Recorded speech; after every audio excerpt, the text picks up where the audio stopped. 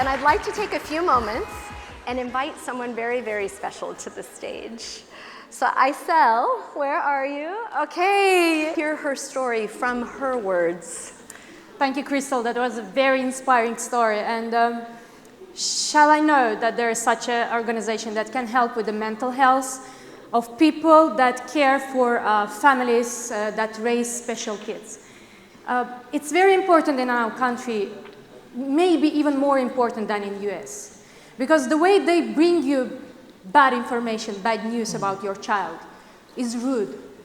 All they say is, your child has a syndrome, and my child is has a very rare genetic syndrome that, as Crystal pointed, has 0 cures. So this is how the doctor said, oh, your son has a Williams syndrome. And he left me with 0 information, what it is and how I should cope with it. When I came home and I started reading it, my whole world collapsed. That's my firstborn. That's my very, very awaited child. And then I was putting so much wishes and dreams that he will become smart. He will become, I don't know, I will talk to him about stars and that, and then at some point, nothing would happen. Nothing of what I would have wanted to have with him. Mental health is important because you don't stop having this experience. At the age of 8, I still have to do things that parents stop doing at the age of 1. I still have to think, and I'm still worried, what would happen if I keep him away from me? This is a constant worrying of me losing him. And you can't imagine how scary it is, because he can't say, my name is this and that, and I live with that. Because this is a fear in your heart that you carry all around. You keep on smiling. You keep on living your life. But it's there inside of you. And no one works with me. No one works with hundreds of that women that still have the same, maybe not rare disease, but they still have children with all possible and different diagnoses. Women write me, and I keep on having day-to-day messages from my followers. Aysel, we've been diagnosed with this and that. What should I do? And some women and some families, they are stuck in the first stage of accepting the sorrow. They can't progress because no one talks to them. They can't progress because they still reject that their children have challenges. And when you don't pass that stage, you can't help your child. You still sorrow yourself. And for me, the primary goal of me having a blog became not only talking about, this shallow women stuff, but it became important for me to find every other Williams syndrome child in Azerbaijan. And up till now, even though we have 0 diagnosis, there is no treatments, there is no testing in Azerbaijan for Williams syndrome, I still managed to find 5 other children.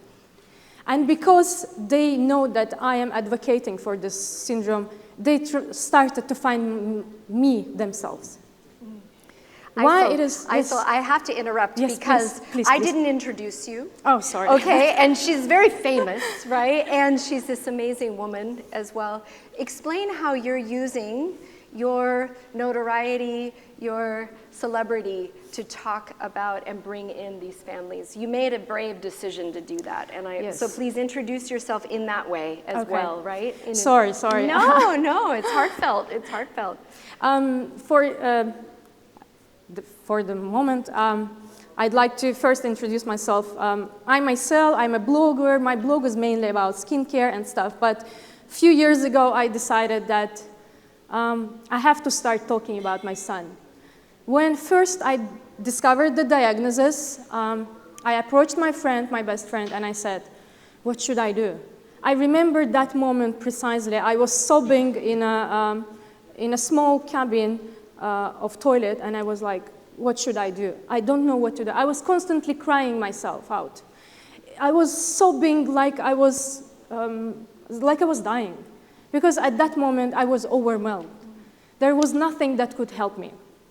And when I asked my friend, you know what she said? She said, hide it. Don't tell anyone. Try to not mention that your child is having a syndrome. Because majority of our citizens are afraid to be vocal of having a child with syndrome. Because somehow it's shameful to have a child with diagnosis. Because somehow society thinks that you are responsible for having a sick child. Because somehow when you come along with your child somewhere, they say, your child can't behave. You didn't bring him well. They don't think that my child is coming through different stages of growing up. He might have tantrum, he might get scared when there are a lot of people around. And the same applies to autism or other kind of diseases. But people tend to judge. And this is the main problem of our society. When you don't know what happens to a person, don't judge it. Don't judge that child. And when I overcame all the stages of my child syndrome myself, I somehow find that strength. I was looking for societies abroad because obviously Azerbaijan doesn't have a Williams syndrome society. I found one on post-Soviet area, and there are around 300 other moms and fathers that talk to each other, and this is where I found the first support. Because I breathe out. I'm not alone. And this is the first thing you have to understand. What you're coming through, you are not the first. There are other moms, there are other dads who come through the same difficult experience. And the first stage, I made it. Then I made to American Williams Syndrome Society. That helped me a lot because this is where I gained 90% of my information about how to treat my child. Like, this is like you are buying a very expensive appliances, but you don't know how to use it. Your child is a guest for your own self. You don't know how to tell him, how to calm him down. You don't know how to make him smile. This is like, why is he not eating? Why is he not sleeping? How to deal with your own child. And he's 8 years old. I made everything possible to make him happy, to make him as possibly most educated as I can. But unfortunately, our education system doesn't have enough possibilities for my child. My child still is not in school. I'm homeschooling him, and I also use any possible educational center that I can afford. And sometimes it's not affordable because for many other reasons. Sorry. Aysel, what do you do to take care of you in this experience? What is your self-care for this experience? Majority of women with the special kids, they close up. Yeah. Is she closing up? Is she closing up? I'm trying not to. That was my first, the first thing that I did.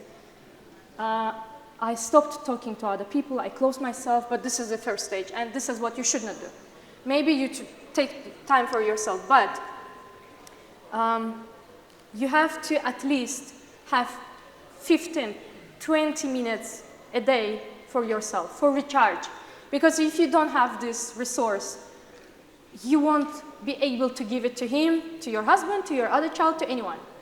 And it's very important for women and for women with special kids, for rare disease kids, for anyone, that you go out, refresh. If you're bounded to a child 24/7, at some point you will explode. You will be done. There won't be enough of you. And it's very important that women that take care, not only women, but moms usually take more care of kids, right? Not dads. Dads go to job, and mom stays home 24/7 in anyway, in a room. Any final thoughts? Any final thoughts? Yes. Yes. First of all, don't stay alone. Don't be alone, find someone, find society. This is what I'm trying to build now. I'm trying to start building a society for women who faced, who have children with disease, not only diseases, but with syndromes, with special needs, you have to start finding people that already had that experience. Ask them for help. Ask them if they can just be next to you. Explain what's going on. Because sometimes all you need is another person who understands you. Your friends might start reading stuff about it, the syndrome, because your friends will be those people who will be next to your child when you are exhausted. Your parents, your significant one, those people will be your helping hand. And we're running out of time. It's all good. What I want to make sure everyone knows is Aysel has an Instagram. What is your Instagram? It's Asolia. It's very simple. Asolia. Asolia. So if you or anyone you know is looking for inspiration, you can follow Aysel. Thank you, Cristol. Thank you all so much. Really, thank you. Thank you. Thank you, darling. Thank you, darling. Okay.